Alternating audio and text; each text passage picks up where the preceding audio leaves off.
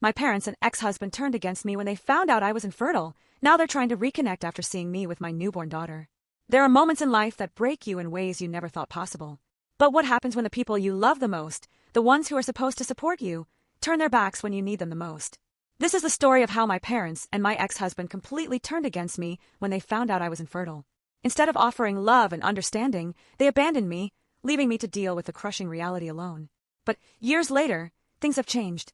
I now hold my precious newborn daughter in my arms, and the very people who once abandoned me are reaching out, desperate to reconnect. How did I get here? How did I move from a place of rejection to one of healing and new beginnings? And most importantly, should I allow these people back into my life after everything that happened? Stick around, because this is not just a story about infertility, it's a tale of betrayal, healing, and the power of forgiveness. My story begins in a place of deep hope, but one that quickly turned into despair. I had always dreamed of having a family. Growing up, I envisioned a life filled with children, laughter, and love. I wanted to be a mother so badly. I thought that with time, I would find someone who shared the same dreams, and together we would build a life. I met my ex-husband when I was in my early 20s, and everything seemed perfect. We had plans, goals, and a love that felt unbreakable.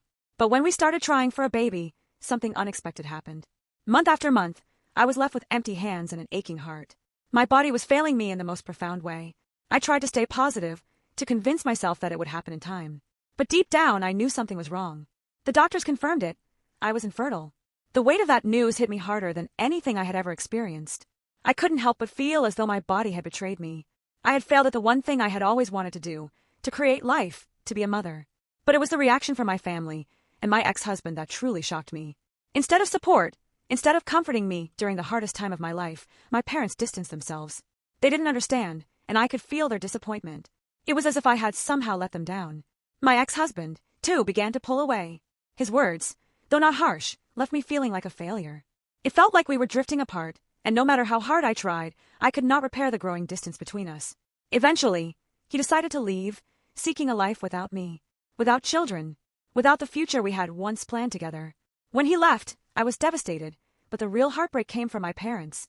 The two people who should have supported me, who should have understood the pain I was going through, were the ones who turned away. They were disappointed in me, unable to accept that I could not give them grandchildren. Their reaction crushed me, and it felt like I was losing everything. The days after my ex-husband left were the hardest I had ever endured. It was not just about losing my marriage, but about the cruel isolation that followed. The calls from my family stopped, and their visits became infrequent. They made excuses not to come, and when they did, there was an air of tension, an unspoken disappointment that was hard to ignore. My mother, especially, had always been so proud of the idea of me becoming a mother. But now, I could feel her judgment and her frustration simmering just beneath the surface. I found myself alone in a way I had never experienced before. I threw myself into work, trying to fill the void with anything I could.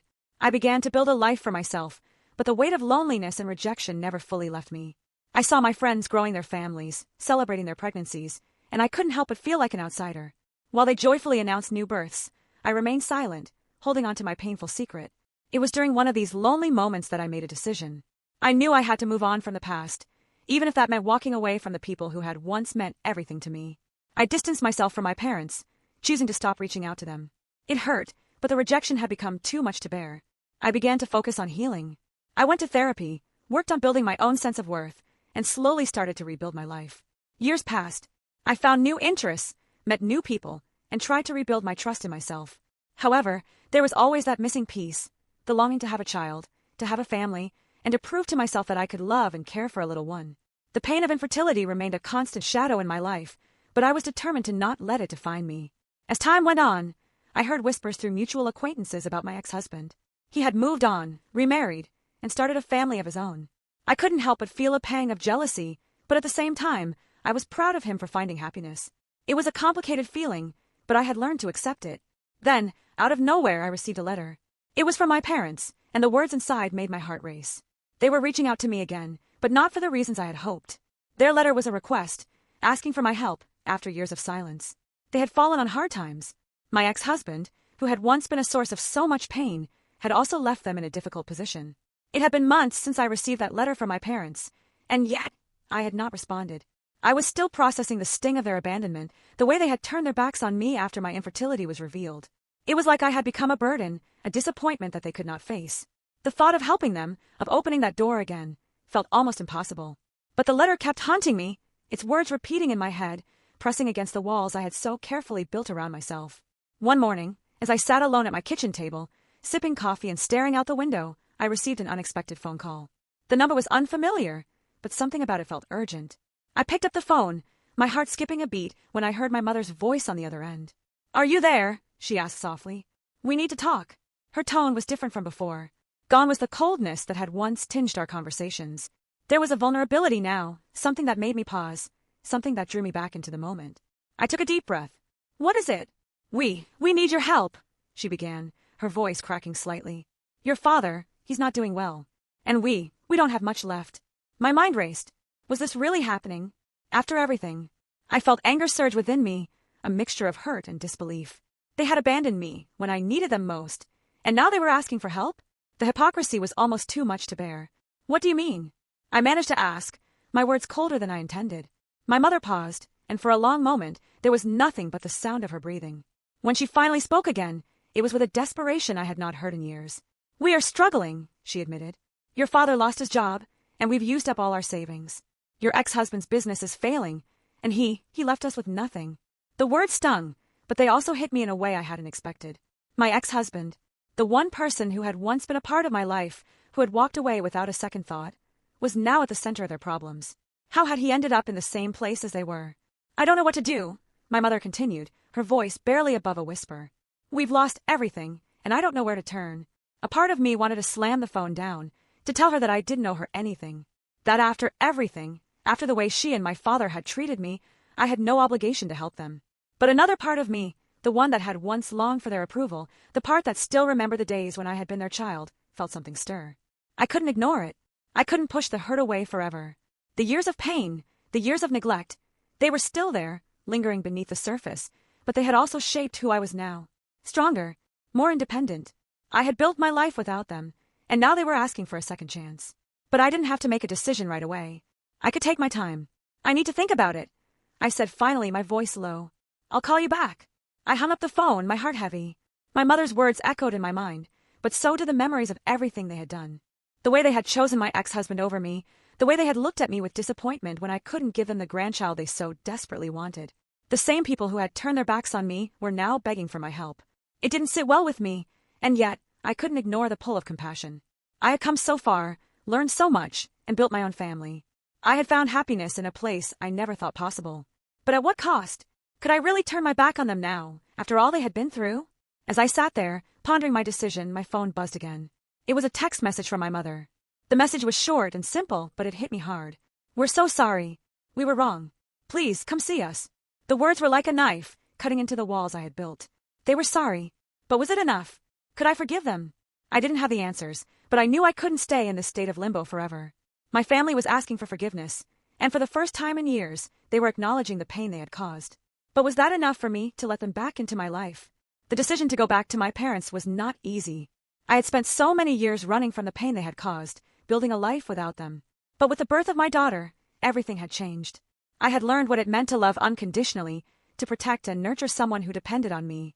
I had found a new purpose, a new family, and I couldn't ignore the possibility that my parents could be part of it if they truly understood the weight of their actions. After a week of deliberating, I finally agreed to meet them. The meeting took place at my parents' house, the same house where I had once lived, where I had felt so small and rejected. The walls, the furniture, everything was the same, and yet it felt different now. I felt different. When I arrived, my mother was the first to greet me. Her face was worn, her eyes tired. She looked older, more fragile than I remembered. For a moment, I was taken aback by how much she had changed. It was almost as if time had moved on without me. "We're so glad you came," she said softly, her voice carrying the weight of years of regret. She stepped aside to let me in, her hands shaking slightly. I didn't know how to respond. I didn't know what to say to this woman who had once been my mother, the one who had supported me through childhood but had turned her back on me when I needed her most. Instead, I simply nodded, stepping into the house. My father appeared from the kitchen, his face stoic. The years of tension between us hung in the air like a heavy fog. He didn't speak at first, just gave me a small, almost reluctant nod. I could tell he was still struggling with the same pride that had kept him from reaching out all those years. We sat down in the living room, and for a moment, no one said anything. The silence was suffocating, and I felt the familiar ache in my chest. The longing for the family I had once imagined we could be. But I also felt something new, something unfamiliar. a sense of self that had not been there before. "We've made mistakes," my mother said, breaking the silence. "We know that. We chose wrong. We didn't understand what you were going through. We were so focused on the idea of grandchildren that we couldn't see what you needed." Her words, though spoken with regret, didn't heal the hurt that had built up over the years. I had heard apologies before, but they had never felt genuine. It was always too little, too late. But now, as I looked at her, as I saw her vulnerability, I could tell she was finally aware of what her actions had cost her. "I understand," I said quietly, my voice steady but cold. "But understanding is not the same as undoing the damage." My father shifted uncomfortably in his chair. "We're sorry for how we treated you. We were wrong. Your mother was right. We were focused on the wrong things. We should have been there for you and we weren't." His words fell hollow, and I knew they were only half of what I needed to hear. I had waited so long for them to admit their mistakes, and now that they had, it didn't feel like enough. I didn't know if it ever would. "I don't know if I can forgive you," I said, my voice trembling with emotion. "You hurt me, and you hurt me deeply. You chose to turn away from me when I was struggling, when I needed you the most. And now you expect me to just let that go." My father's eyes softened, but there was still a defensive edge to his expression. "We were wrong, and we're sorry, but we can't change the past. We can only ask for your forgiveness now. Please, for our sake, for your mother's sake." His words hung in the air, but I couldn't shake the feeling that they were too focused on themselves. It wasn't about them anymore. It was about me and my ability to move forward. I had built a life without them, and in many ways, I had learned to be okay with that. But now, with my daughter in my life, the question remained, could I forgive them for everything they had done? I glanced at my mother, who was now holding my daughter in her arms. The contrast was stark. The woman who had once rejected me was now cradling my child with tenderness, her eyes soft as she gazed at her. For a moment, I saw a glimmer of what could have been. What I had longed for, even if only for a brief moment. "I want to believe you," I said, my voice breaking. "I want to believe that this is real, that you truly understand what you've done. But it's not that easy. It's not just about saying the words, it's about actions." The room fell silent again. My parents looked at each other, their expressions filled with uncertainty. For the first time, they seemed to truly understand the weight of what they had done. Finally, my father spoke. "We know, and we'll do whatever it takes to show you that we've changed. We want to be a part of your life, and we want to make things right. Please, let us." As I looked at them, I realized that, perhaps, forgiveness was not just for them, it was for me too. I had spent so many years carrying the weight of their abandonment, the weight of their rejection, and I realized now that the only way I could truly heal was by letting go of that hurt. The weeks following that conversation were filled with an uneasy tension. My parents had shown a desire to make things right, but the wounds I had carried for so many years were not going to heal overnight. They had apologized, but their apologies were still tinged with a sense of self-interest, and that made it hard for me to fully embrace them back into my life. I tried to keep things distant, only allowing them to visit me and my daughter on occasion. My mother was eager to spend time with her granddaughter, but I could see the impatience behind her smile, the desperation in her gestures. She wanted to make up for lost time, but it didn't feel genuine. It felt like she was trying to prove something, to herself, to me, and maybe even to my father. My father was quieter about his intentions. He would show up, offer a small gift, and leave without much interaction. His presence was almost more painful than helpful. His stoicism was a reminder of the years he had chosen to ignore me. I often wondered if he was ashamed of the way he had treated me, but he never spoke about it directly. It was clear they were trying, but the hurt I felt from them was still raw. It wasn't something that could be washed away with words or short visits. I needed more than that. I needed to know that they understood the full extent of what they had done. I needed to see them change in ways that went beyond surface-level gestures. Then came the day that changed everything, the day when I realized that I had been living my life all this time without them, and perhaps that was how it should be. My parents came to visit again, but this time something was different. My father had brought a letter with him, a letter he said he had written himself, something he had been working on for months. He handed it to me without a word, his face unreadable. I stared at the envelope for a moment before slowly tearing it open. As I read the letter, my heart tightened. My father poured his heart into every word, recounting the years he had spent regretting his choices, the moments he had missed with me, and the deep pain he had felt watching me suffer. But what struck me most was how he admitted, not only to his mistakes, but to his own failures as a father. He admitted that his pride had prevented him from truly seeing me, and that his stubbornness had led him to push me away at a time when I needed him the most. "I failed you," the letter read, "and I will spend the rest of my life trying to make up for it. I cannot undo the past, but I can promise you that I will be here for you now, for as long as you will have me. You do not need to forgive me, but I will never stop trying to earn your trust." The letter was more than I could have ever asked for. It was the acknowledgement I had needed for so many years. My father wasn't asking for forgiveness. He was simply asking for the chance to be a part of my life again. And that was all I needed to hear. I looked up from the letter to see both my parents watching me, waiting for my reaction. My mother had tears in her eyes, and my father's face was soft, vulnerable in a way I had never seen before. I realized then that I was no longer the young woman who had been rejected. I was a mother now, a woman who had learned the power of forgiveness and the strength it took to move on from the past. And while I wasn't ready to completely open up to them just yet, I knew that I couldn't keep holding on to my bitterness. It wasn't fair to my daughter, and it wasn't fair to me. I appreciate the letter, I said quietly, folding it carefully. It means more than you know, but I need time. I need to see you both prove that this isn't just about making yourselves feel better. I need to know that this is real. They both nodded, and for the first time in years, I saw a glimmer of hope in their eyes. My father spoke softly, his voice trembling. We will prove it to you every day. I know it will take time, but we are here for you. And so, the healing began, not in one grand gesture, but in small steps, in quiet acts of love and understanding. My parents began showing up more consistently, not with gifts or apologies, but with patience. They listened when I spoke, respected my boundaries, and offered their help when I needed it. They never pushed for more than I was ready to give, and for the first time in years, I felt like I was finally seeing them for who they truly were. As for my daughter, she began to know them not as strangers, but as people who loved her. They were not perfect, and they would never be able to undo the damage they had caused, but they were trying. And that was enough for me. In time, I began to open up more to them. The walls I had built around my heart slowly began to crumble, and I began to allow myself the possibility of reconnection.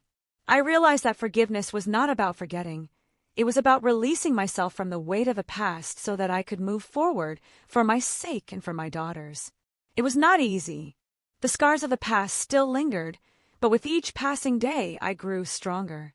My daughter, in her innocence, became a symbol of hope, a new beginning, not just for me but for all of us.